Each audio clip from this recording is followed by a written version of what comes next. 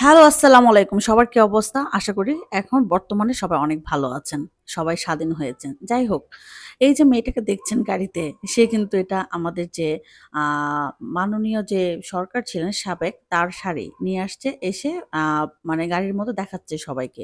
যাই হোক, এটা মোটেও ঠিক হয় নাই। যত কিছুই হোক না কেন, উনি আসলে আমাদের দেশের একজন সরকার ছিলেন।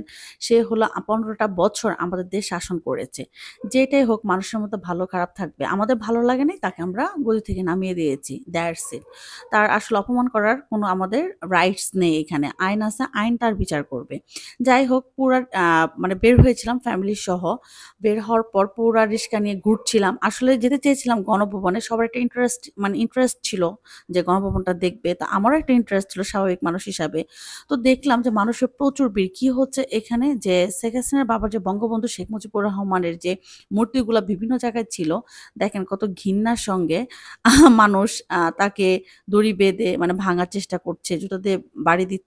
যাই হোক, এটা আসলে করা উচিত হয় নাই আমাদের। আমাদের লিগ্যাল ভাবে আমাদের আসলে কাজ করা উচিত ছিল। কিন্তু মানুষ আসলে আবেগের বশে অনেক কিছুই করে।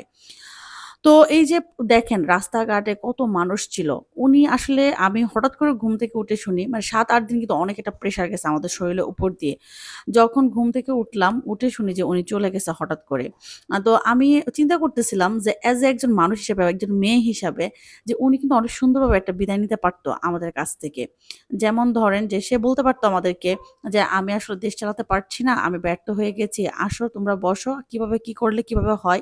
ইলেকশন আসুক, আমি সুন্দর করে দেশটা বুঝিয়ে দিচ্ছি।" এরকম হলে কিন্তু আমার কাছে যতটুকু মানে আমার তরফ থেকে তাকে আমরা সবাই মনে রাখতাম। আরেকটা কথা বলি, আমি কিন্তু সাধারণ জনগণ। আসলে আমি কোন রাজনীতির সঙ্গে বা কাউকে হার্ট করার জন্য ভিডিওটা আমি করিনি। বা কেউ অন্যভাবে ভিডিওটা নিবেন না। দেখেন কি করেছে শেখ মুজিবুর রহমানকে আমরা বঙ্গবন্ধুর পিতা বলতাম।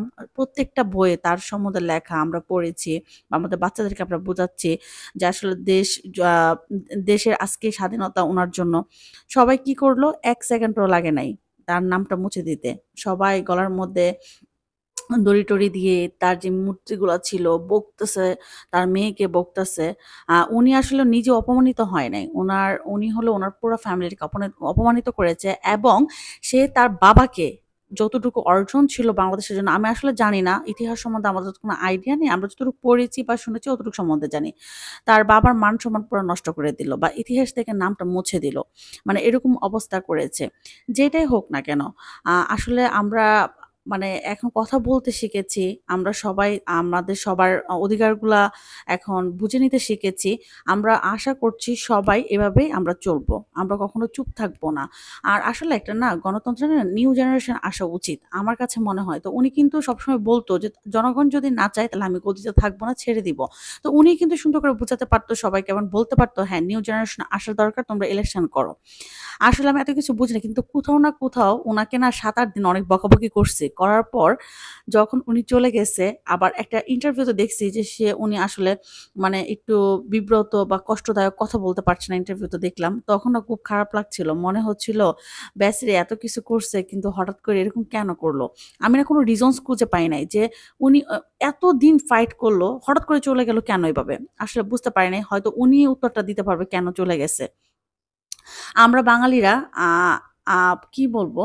আ মেয়েরা বিশেষ করে উনার কাছ থেকে অনেক শক্তি পেয়েছি কিন্তু যে একজন মেয়ে যদি দেশের প্রধানমন্ত্রী হতে পারে তাহলে আমরা কেন কাজ করতে পারি না? আমরা কেন স্ট্রং হতে পারব না?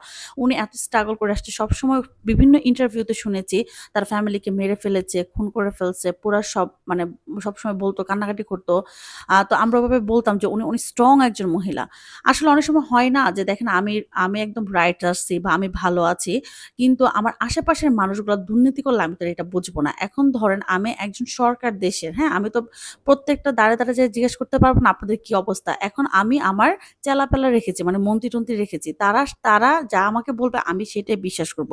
আমার কাছে যতটুকু মনে হয় তার আশেপাশের যে লোকগুলা ছিল তারা ভালো ছিল না। তারা শুধু নিজের কথাই চিন্তা করছে কিন্তু উনার মান-সম্মানের কথা কেউ চিন্তা করে নাই। যদি উনার মান-সম্মানের কথা চিন্তা করতো আজকে এটা হতো না। যাই হোক সবাই অনেক ভালো থাকবেন। এটা আমার মনের একটা ফিল ছিল বললাম।